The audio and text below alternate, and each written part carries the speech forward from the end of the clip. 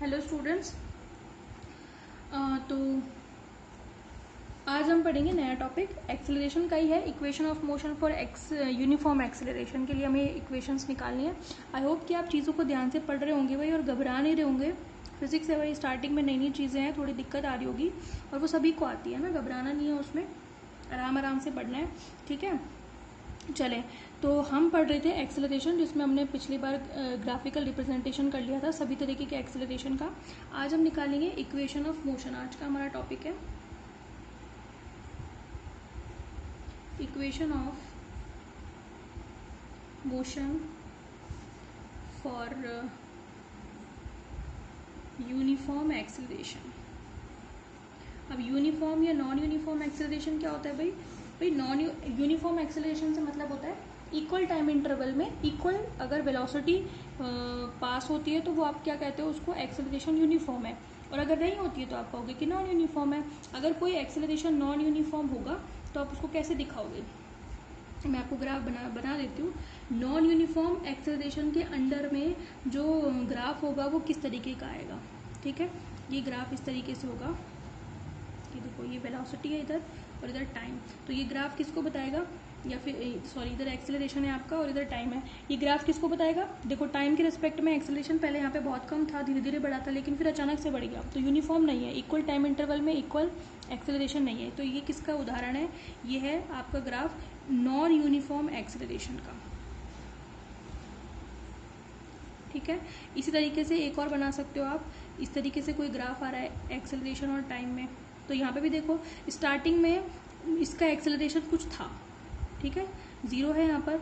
ये ग्राफ किस चीज़ को बता रहा है कि जब t बराबर जीरो है तब भी कुछ ना कुछ एक्सेलरेशन था, फिर अचानक से बढ़ गया, तो आप इसको क्या कहोगे? Non uniform acceleration. तो दोनों ही एग्जाम्पल किसके हैं?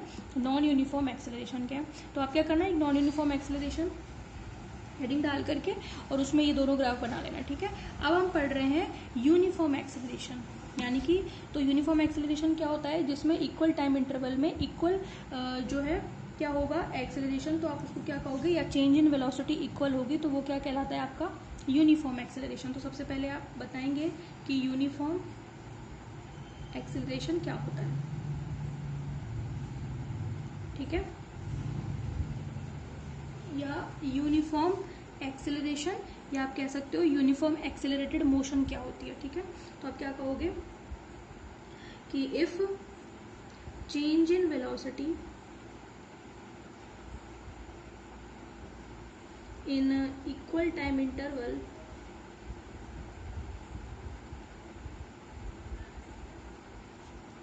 is the same, then motion is called uniform accelerated motion, या फिर वो जो एक्सेलरेशन होगा वो यूनिफॉर्म एक्सेलरेशन होगा।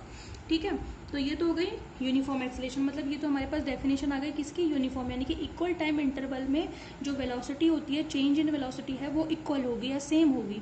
ठीक है, तो एक बराबर इक्वल में, जैसे कि अगर एक ग्राफ बनाऊं मैं इस तरीके से, छोटा सा दिखा देती हूँ, यहाँ एक्सेलरेशन है, यहाँ टाइम है, तो इक्वल टाइम इंटरवल में इक्वल, यानी कि देख रहे हो आप डैश डैश से मिलाएंगे इनको, तो जितना टाइम इंटरवल ये पास हुआ है उतनी ही एक्सेलरेशन, जितना टाइम इंटरवल ये पास हुआ है उतने ही यहाँ पे, जितना यहाँ पे। समझ में आ गई? तो हमने एक यूनिफॉर्म वेलोसिटी भी पढ़ा था, तो वहाँ पे भी हमने ऐसे समझाया था। तो अगर इक्वल टाइम इंटरवल में चेंज इन वेलोसिटी सेम होती है तो आप उसको क्या कहोगे? Uniform acceleration. समझ में आ गई बात? फिर आती है इक्वेशन ऑफ मोशन। क्या होती है इक्वेशन ऑफ मोशन? इक्वेशंस होती हैं जो रिलेशन बताती हैं between velocity, acceleration and time, तो उनको आप क्या कहते हो? Equation of motion. तो आप नेक्स्ट बता दो कि इक्वेशन ऑफ मोशन क्या होती है। ठीक है, तो आप क्या कहोगे? आप लिखोगे relations between physical quantities like like velocity, जिसको हम बताएंगे v वेक्टर से, पोजीशन, इसको हम बताएंगे x से, एंड टाइम t, है ना। तो relation physical time t, comma लगाओ यहाँ पे, एंड एक्सेलरेशन। A vector. समझ में आ गई? तो वो रिलेशन जो किस किस के बीच में होता है, वेलोसिटी, टाइम, एक्सेलरेशन, ठीक है, डिस्प्लेसमेंट, इनके बीच में होते हैं, वो क्या कहलाते हैं, डिस्प्लेसमेंट या पोजीशन जो भी कह लो, वो कहलाती हैं इक्वेशन ऑफ मोशन। तो सबसे पहले हम करेंगे मेथड, देखें आप कि किस तरीके से इक्वेशन ऑफ मोशन, इस मेथड को बोला जाता है ग्राफिकल मेथड। हालांकि दो मेथड होते हैं इसके, कैलकुलस मेथड और ग्राफिकल मेथड, पर आपके सिलेबस में ग्राफिकल मेथड ही है, कैलकुलेशन मेथड, कैलकुलस मेथड इस साल नहीं है आपका, पिछले साल था, ठीक है। तो ग्राफिकल मेथड से इक्वेशन ऑफ मोशन निकालने के लिए हम एक ग्राफ बनाते हैं, ध्यान से देखना, और ये ग्राफ है बिटवीन टाइम एंड वेलोसिटी, ठीक है। तो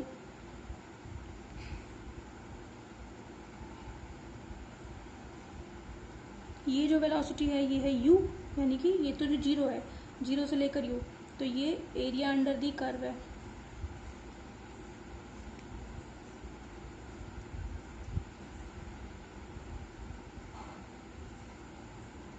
समझ में आ गई बात?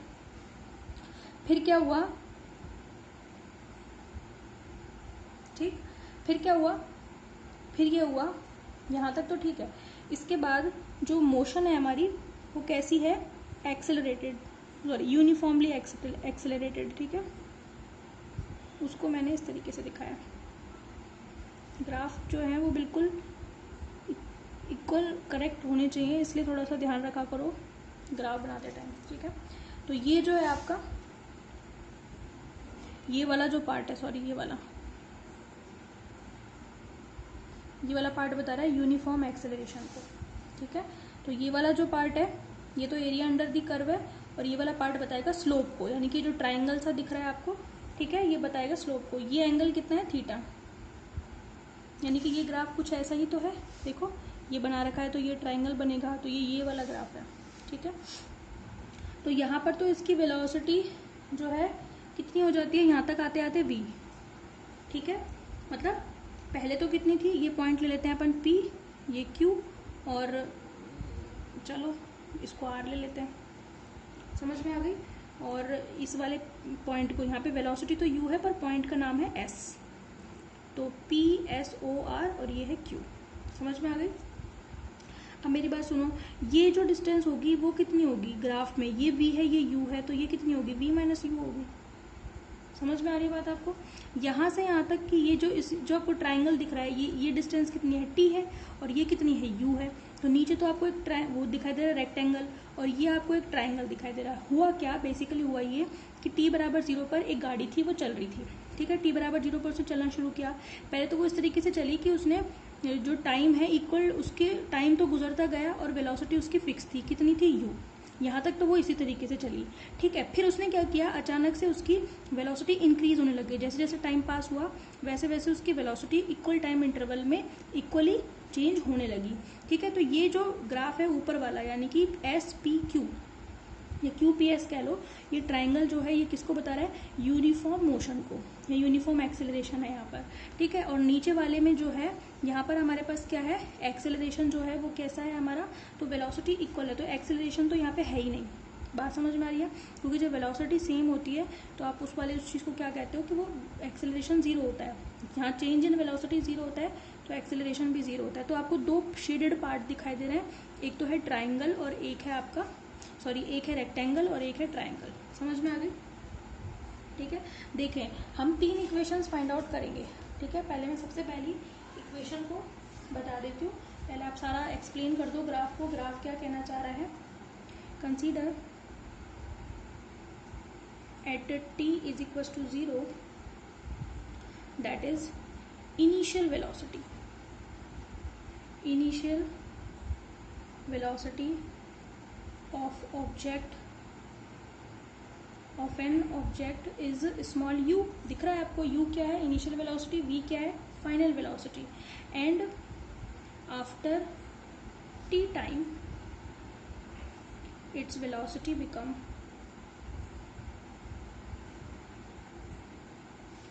v, वेलोसिटी कितनी हो जाती है, v हो जाती है, ठीक है।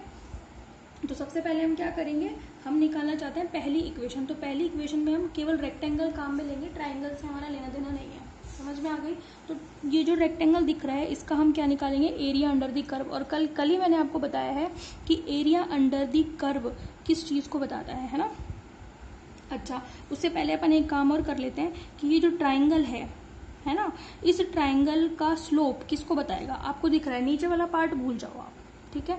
तो आपको एक ग्राफ दिख रहा है, सीधी रेखा यानी कि एक स्ट्रेट लाइन में दिख रहा है। स्ट्रेट लाइन का आप स्लोप निकालोगे तो हम दिख रहा है ये ग्राफ कौन सा है, वीटी कर्व। और कल ही मैंने आपको बताया है वीटी कर्व का जो स्लोप होता है वो किसको बताता है, एक्सेलरेशन को, ठीक है। तो अगर आप इसको अगर ध्यान से देखो तो अगर मैं स्लोप लूँ, स्लोप मतलब वाई एक्सिस में एक्स एक्सिस से डिवाइड करूँ, भाई ये वाई एक्सिस ही तो है, इसी के पैरेलल तो है, तो ये भी वाई एक्सिस है। अगर मैं वाई एक्सिस में एक्स एक्सिस से डिवाइड करूँ तो इसका मतलब मेरे को क्या मिलेगा, एक्सेलरेशन मिलेगा। समझ में आ गई।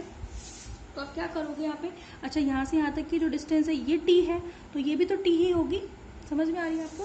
तो आप क्या कहोगे, बाय ट्राइंगल QPS, ठीक है, slope of this curve will represent, कल ही बताया आपको, acceleration.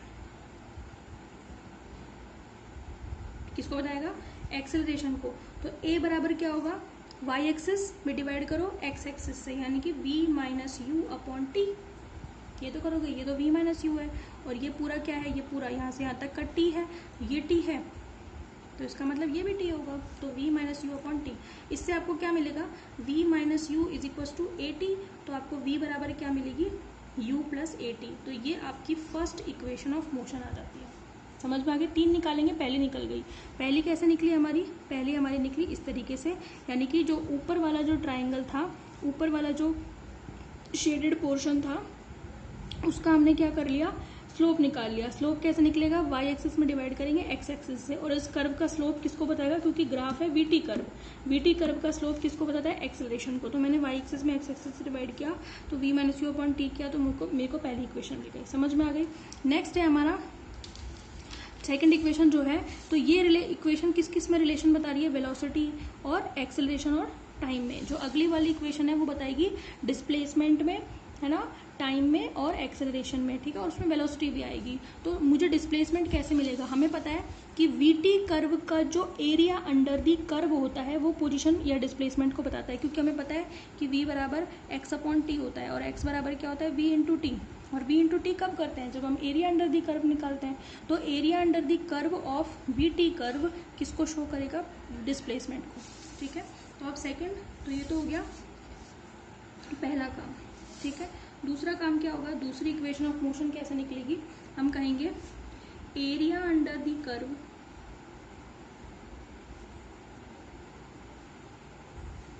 Of the shown BT curve will represent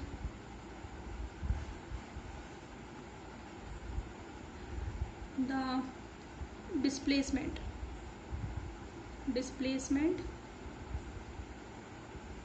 ठीक है। तो x कैसे निकलेगा, area under the curve. Area मतलब रेक्टेंगल शेडेड पोर्शन जो है, एक तो रेक्टेंगल है और एक ट्राइंगल है। एरिया कैसे निकालोगे, रेक्टेंगल का एरिया होता है इस वाली साइड को इस वाली साइड से मल्टीप्लाई कर दो तो इसका एरिया आ जाएगा। ट्राइंगल का क्या होता है, 1/2, half into base into height, ठीक है। तो एरिया कितना हो जाएगा, x इज इक्वल टू, आप क्या लिखोगे, एरिया ऑफ, नाम दे दो रेक्टेंगल का, एरिया ऑफ रेक्टेंगल, नाम क्या है इसका, ORPS plus area of triangle QPS, ठीक है। तो एरिया ऑफ दिस रेक्टेंगल कितना है, ये डिस्टेंस कितनी है, u, 0 से u के बीच में u ही तो है, और ये कितनी है, t। तो आप क्या लिखोगे, u into T plus area of triangle half into base into height, base कितना है, t है, हाइट कितनी है, v माइनस यू। समझ में आ गई बात आपको। तो x इज इक्वल टू कितना आ गया, x इज इक्वल टू आ गया मेरे पास ut plus half v minus you into T. Equation 1 से मैं इस v माइनस यू को ए टी के बराबर लिख सकती हूँ, ठीक है। हम यहाँ पे बता देंगे since v minus u is equal to a t, ठीक है, बाय इक्वेशन 1। तो मैं इस v माइनस यू की जगह पर ए टी लिख सकती हूँ। तो x इज इक्वल टू कितना हो गया, u t plus half a t into t, यानी कि इक्वेशन क्या बन गई, x is equal to u t plus half a t square. तो आपने पढ़ी भी होगी ये तो इक्वेशन, ये भी पढ़ी होगी, ये भी पढ़ी होगी, याद आ गई होगी, पर डिराइव नहीं किया होगा पहले, है ना। तो ये ग्राफिकल मेथड से हमने दो इक्वेशंस फाइंड आउट कर ली, पहली ये वाली और दूसरी you t plus half a t square. समझ में आ गई। अब देखिए आप तीसरी इक्वेशन, थर्ड इक्वेशन में बस आपको क्या करना है, थर्ड इक्वेशन को निकालने के लिए आपको जो टाइम है उसकी वैल्यू रख देनी है, कहाँ से, यहाँ से, इक्वेशन 1 से। समझ में आ गई। तो आप कैसे निकालोगे, put t is equal to v minus u upon a in equation second. समझ में आ गई।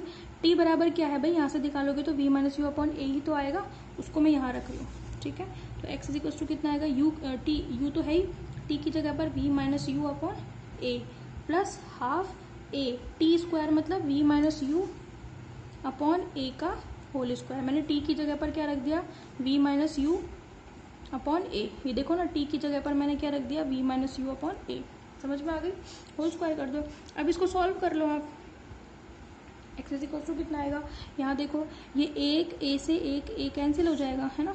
कितना आएगा आपके पास आएगा, मल्टीप्लाई कर लो, u v minus u square upon a plus half, है ना, ए से एक कैंसिल हो जाएगा, ऊपर क्या आएगा, होल स्क्वायर खोल लो, v square plus u square minus 2uv, और नीचे कितना आएगा, एक बचेगा a। समझ में आ गई बात। तो x इज इक्वल टू कितना आ जाएगा, एलसीएम ले लो, एलसीएम कितना आएगा इसका, 2a, 2 इससे मल्टीप्लाई हो जाएगा, एलसीएम लेना तो जानते हो ना, 2uv minus 2u square plus v square plus u square minus 2uv, cancel, 2uv से 2uv कैंसिल, और यहाँ पे क्या बचेगा, इसके बाद यहाँ कर रही हूँ, ठीक है। ये x इज इक्वल टू कितना आ जाएगा, v square minus 2u square में से एक u स्क्वायर घट जाएगा तो कितना बचेगा, माइनस का u स्क्वायर अपॉन 2a। तो ये कितना आ जाएगा, v square minus u square is equal to 2ax, multiply कर लो इसको इधर, और v square is equal to कितना आ जाएगा, यू स्क्वायर प्लस 2ax, है ना। किसी किसी बुक में x की जगह पर s दिया हुआ होता है, तो डिस्प्लेसमेंट अगर आप s मानोगे तो s आ जाएगा, x मानोगे तो x, कोई दिक्कत नहीं है। तो ये आपकी थर्ड इक्वेशन आ जाती है। समझ में आ गई। तो इस तरीके से ग्राफिकल मेथड, टॉपिक कंप्लीट है आपका। ग्राफिकल मेथड से हम क्या कर सकते हैं, तीनों इक्वेशंस फाइंड आउट कर सकते हैं। पहली इक्वेशन कैसे निकाली, ट्राइंगल के स्लोप से, दूसरी equation area under the curve से, इसके एरिया प्लस इसके एरिया को, और तीसरी इक्वेशन आई फर्स्ट इक्वेशन में जो टाइम है v माइनस यू अपॉन ए, उसको हमने यहाँ पे रख दिया, ठीक है, बस सॉल्व कर लिया, ठीक है। Okay, thank you. नेक्स्ट उसमें हम नेक्स्ट टॉपिक शुरू करेंगे। Okay, thank you.